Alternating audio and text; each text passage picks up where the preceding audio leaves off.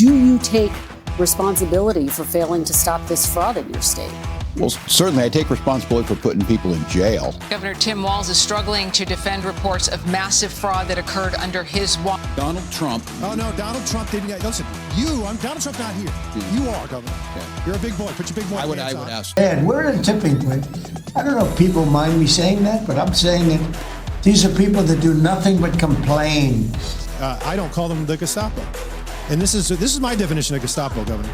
Real Nazis from 1933 to 1945 that facilitated and participated in the murder of millions. I don't call federal law enforcement officers Gestapo. You were recently quoted. Where's the apology? Oh boy, did Tim Walz have the worst week ever in history? Maybe not the worst week ever in history, but he had, this is not the first time he had the worst week, but this is one of the worst weeks Tim Walz has had in history. They weren't giving any of the money to hungry children.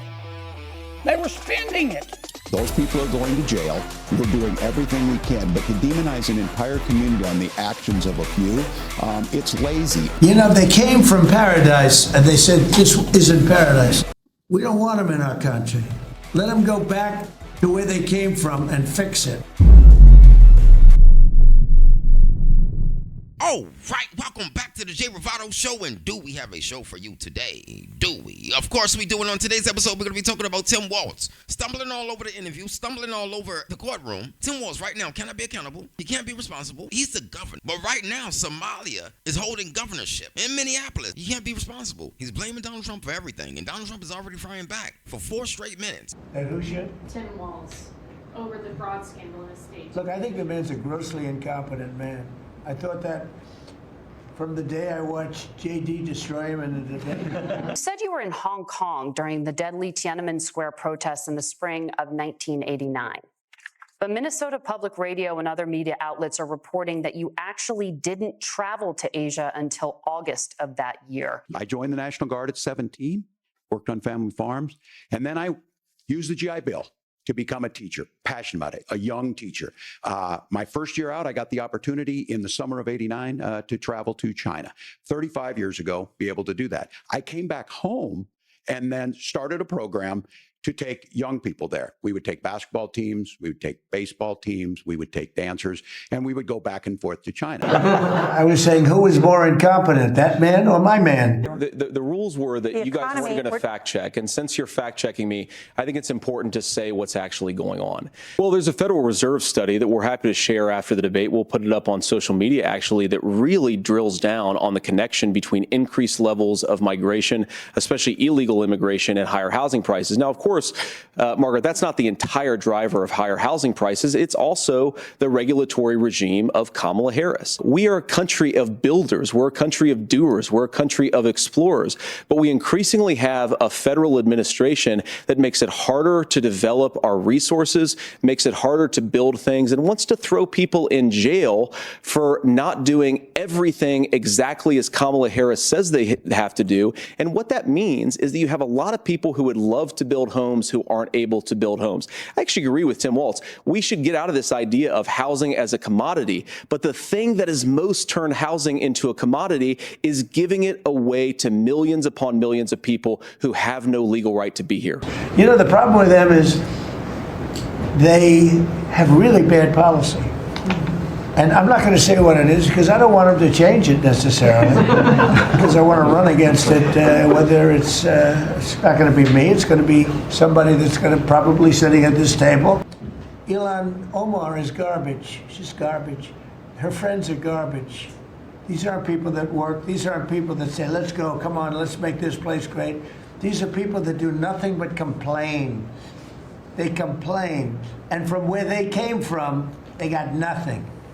You know, they came from paradise and they said, this isn't paradise. But when they come from hell and they complain and do nothing but bitch, we don't want them in our country.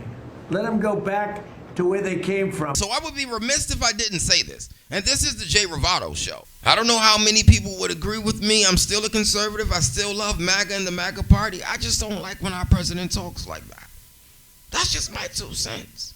Anyway, shifting gears to another person who doesn't hold back, who doesn't sugarcoat anything. She's Always going to bring you the truth precisely, as far as I've seen. And her name is Harris Faulkner on the Harris Faulkner Show.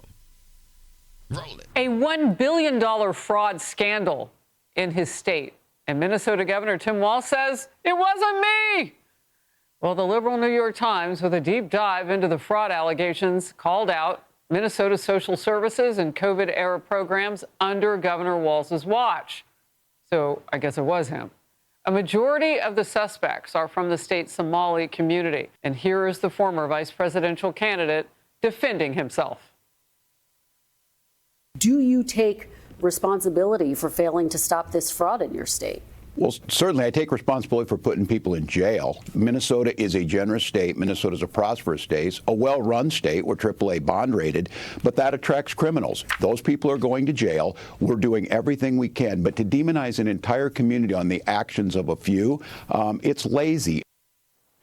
Well, the only one being demonized based on the facts is the fact that the governor didn't do what he should have done when he could have. Okay, so that's the exact point that I'm trying to make. Tim Walz have been sent warnings, letters, to let him know that this is getting big. You need to get on top of this and stop the fraud. And what did he do? Tim Walz ignored all of the warning signs and decided to just let them sweep under the rug. It was silenced. And now they're amplified. And the letters are coming out. John Kennedy's on the stand, bringing the receipts. I have the video. I think we're going to play it right now for you. And we'll get back to Harris Faulkner. These are over several hundred employees from the Minnesota Department of Human Service who administer this program, who just get up every day and go to work and do their job and want to help people. This is what they posted on social media. I'm quoting now, Mr. President. Governor Tim Walz is 100% responsible for massive fraud in Minnesota. We said he was having a bad week, right? Horrible. He's having a horrible week. Well, the Minnesota Department of Human Service employees account posted this, quote, while Tim Walz makes all manner of incorrect statements about Minnesota leading, what we really lead in is failed governance. Tim Walz has turned Minnesota into a failed state with deteriorating infrastructure, education, and economic metrics. And worst of all, we are failing our most vulnerable citizens by letting cripple state services. End of quote. Senior correspondent Mike Tobin. Mike. And here's Minnesota Republicans are making it clear that this widespread fraud happened on Tim Walz's watch, and he should own it. It started with emergency COVID money, and it went on for years. 50 people have been convicted, 78 are charged. The suspects are concentrated in Minnesota's Somali community. And since the Somalis have grown into a powerful political voting bloc, Minnesota Democrats, particularly Governor Tim Walz, are accused of turning a blind eye to the fraud. One attorney involved in the case reportedly said the state ignored all the red flags. It was like someone was stealing from a cookie jar, and they kept refilling it. All right, so let's play what's good for the goose is good for the gander. And we want criminals out of the country. We want all of the crime stopped in Chicago. We want the crime stopped around the borders. We want the people to stop bringing fentanyl across the borders. We want to drop bombs and missiles on the people that want to kill American citizens before they get over here. You guys don't want to stop crime. You do want crime. You do want devastation inside of the city. You do want devastation inside of the country because that's your MO. That's how you guys get voters. Uncover the fraud. Stop doing fraud in Minneapolis to get Somalian voters. Stop doing the fraud over the border to get Mexican voters. This is basically what you guys are doing is you're trying to open up the demographic by doing fraud. This is what the Democrat Party is famous for. But what we want to do is we want to do what's good for the republic. We want to do what's good for the nation. We want to do what's good for the country and the entirety. We're looking at the bigger picture. There has been massive welfare fraud in the great state of Minnesota. Kennedy is about to bless the stage with major receipts, major facts. Only facts and receipts will come out of John Kennedy's mouth. And this is why we love John Kennedy. I'm pretty sure you guys love John Kennedy too. And I'm going to let him talk for the entirety of his speech as much as I can without getting copyright banned.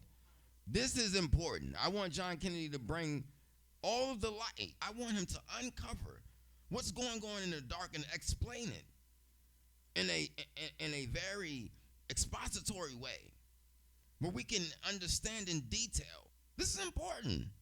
And I'm going to let him talk. He's one of my favorite. This is John Kennedy. Roll it. The Somali people are people of Somali ancestry just because of the actions of a few.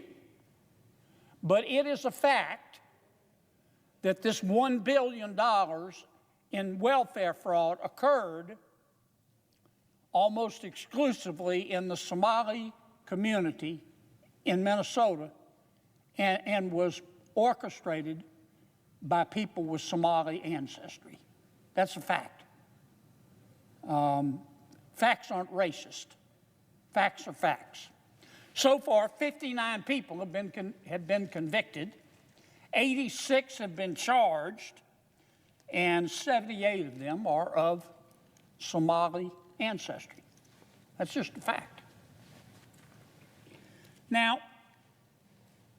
what these criminals did they had three very elaborate schemes. The first scheme was centered on supposedly feeding hungry children in the Somali community. A group, a nonprofit run by some people with Somali ancestry. The name of the nonprofit was called Feeding Our Future. Feeding Our Future. Feeding Our Future went to the welfare authorities in the state of Minnesota, which of course was administering federal taxpayer money, and they said, "Look, Feeding Our Children said, Feeding Our Future said, we want to feed hungry children in the Somali community."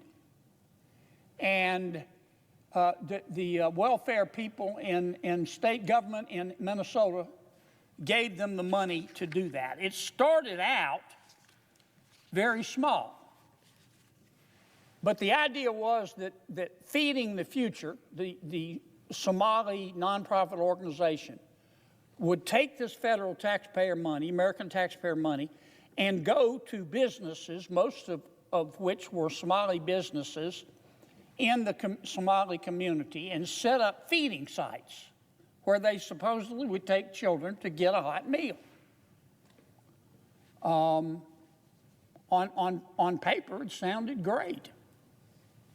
As I say, it started out very, very small, just a few $1 million. But eventually, it got bigger and bigger and bigger.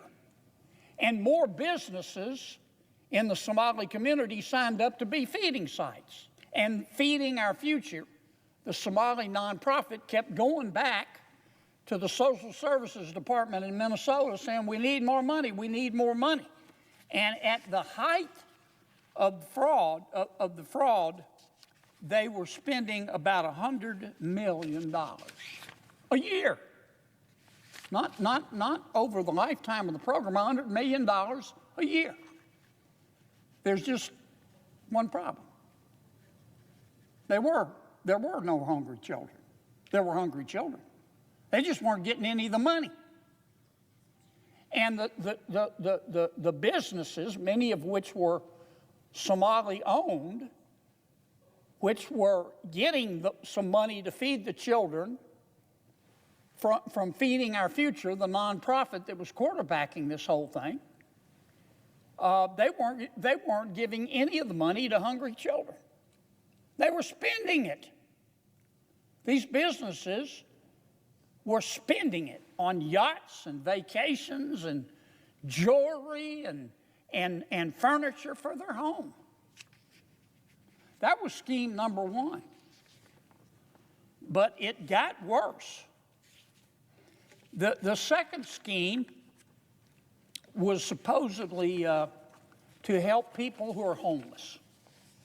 Remember, I said in America, when you're homeless, we'll house you. Well, that's what they were trying to do in Minnesota.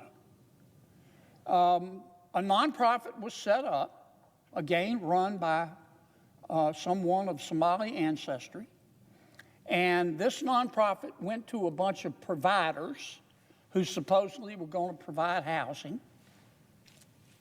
And they told the welfare authorities in Minnesota that they needed millions of dollars to house people who were homeless. And once again, the program started out small. When they started it in 2020, these crooks started it in 2020, they said, we only need $2.6 million. But then in 2021, they said we need $21 million. And in the following years, they said we need $42 million the next year, then $74 million to feed, or rather to house the homeless, then $104 million a year.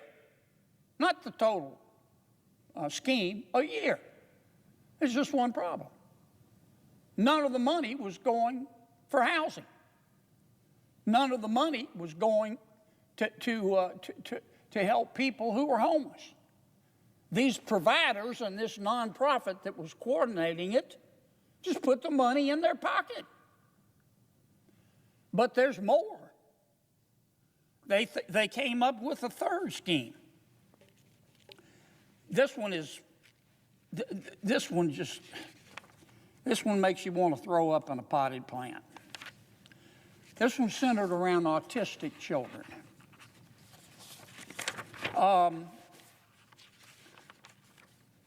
Once again, in this third program, a group of providers, supposedly medical providers, got together and they went to the welfare authorities in Minnesota and said, we need money to help autistic children. You say, well, that's a wonderful thing to do. And then these providers, once the welfare department at the state government in Minnesota gave them the okay, they went out and started recruiting autistic children. You say, well, okay, we have to get the word out somehow. But they couldn't find very many autistic children. So they started going to parents in the Somali community and saying, can we call your child autistic?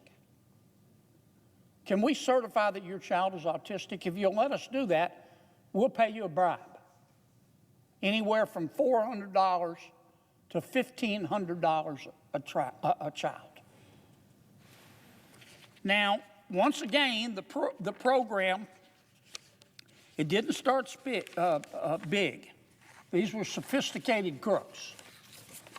And its leader was a woman by the name of Asha Farban Hassan. She was also in, by the way, on the feeding of the children scam as well. And as best we can tell, they approached parents only in the Somali community. But once again, they couldn't find enough autistic children, so they bribed many parents in the community, gave them money to certify that their children were autistic. In the first year, they were clever. They only asked for $3 million. The second year, in 2019, they asked for $54 million. Then in 2020, they went up to $77 million. And then in 2021, they really got greedy. They went to $183 million. And in 22, $280 million. And in 2023, $400 million. All total, in these three fraud schemes, these crooks stole $1 billion of taxpayer money. And here's I started to say worst part, but let me amend it. Equally bad part. You say, well, hello, how could this happen? Why didn't the people in the Department of Social Services and the Welfare Department in state government, when they saw these claims arising, why didn't they say something? Didn't they go out and check these businesses that were supposedly sites to feed homeless children? Didn't they go talk to some of the children and their parents to see if some of the children really were autistic? Didn't the state authorities go out and say, can you show us one of the homes that you're providing to the homeless people? After all, we're spending $1 billion. They didn't, because the politicians wouldn't let them. And the crooks who were setting all this up, they're pretty smart. I'll give you one example. Remember I talked about the nonprofit involved in feeding the so-called hungry children, called Feeding the Future. The rank and file employees in the welfare office started getting suspicious when the claims went up, and they contacted Feeding Our Future. And they said, hey, what's going on here? You know, we're going to start cutting off these claims because it's getting a little bit expensive. And you know what Feeding Our Future did? They threatened the employees. They said, if you cut off our money, they sent them an email, and they did it by phone. They told the state agency that failing to promptly approve new applicants from minority-owned businesses would result in a lawsuit, feeding accusations of racism that would be scrawled across the news. Feeding Our Futures went to the state and said, if you stop giving us this money, we're going to call you racist and we're going to sue you. And you don't want to be in the news. Now, here's what, and you say, well, why didn't the employees do something? They did. They told the people higher up, the people with the flags in their office. And you know what they did? Nothing. You know why? Well, here's what the legislative auditor in Minnesota said. He said that the threat of litigation and the negative press affected how the state politicians use their regulatory power. And here's what a fraud investigator in the Attorney General's office said. She said, there is a perception that, I'm quoting now, that forcefully tackling this issue would cause political backlash from the Somali community, which is a core voting bloc for Democrats.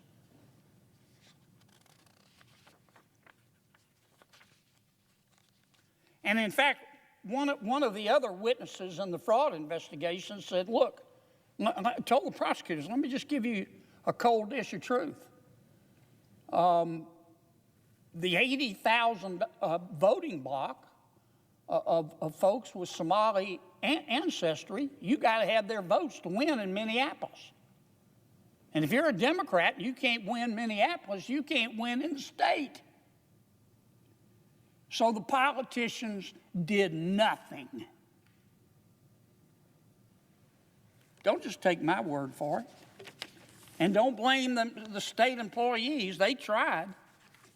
In fact, recently the state employees, they just said, look, we've had enough. They posted this. These are over several hundred employees from the Minnesota Department of Human Service who administer this program, who just get up every day and go to work and do their job and want to help people. This is what they posted on social media. I'm quoting now, Mr. President. Governor Tim Walz is 100% responsible for massive fraud in Minnesota. I'm sure he wasn't the only one, because this fraud was an open secret. But I'm quoting from what the employee said. Governor Tim Walz is 100% responsible for massive fraud in Minnesota. We let Tim Walz know of fraud early on. That's the employees talking. Hoping for a partnership and stopping fraud, but no, we got the opposite response. Tim Walz systematically retaliated against whistleblowers, using monitoring, using threat, using repression, and did his best to discredit fraud reports. Instead of partnership, we got the full weight of retaliation by Tim Walz and an indifferent mainstream media. It's scary, isolating, and left us wondering who we can return to. All right, so there it is right there. Basically, everybody trying to hide behind talking points. You see Tim Walz is hiding behind Donald Trump. Every single time you ask Tim Walz a question, he responds by saying something about Donald J. Trump. This is what we're coming against. We're coming against people hiding fraud, but we're uncovering it on a daily basis. And the message here for you is when there are red flags and there are warnings and there are flashing lights all over the place and you don't take heed, it's your fault. You must seize the opportunity to diffuse or extinguish a problem or situation before it gets worse. You can't have a fire in your house and blame it on the neighbors. When pressure comes, stand tall. Be prepared. Be vigilant, because pressure tests us all. Pressure shows you who you really are. You stand still. Can you stand firm? Do you crumble like a breadcrumb? How do you fold or do you unfold under pressure? Can you handle it? Who are you when pressure comes? Because pressure comes for everybody, but it transforms the ones who are ready. When I find out that people take advantage of the American people's generosity, it makes me want to knee someone in the groin.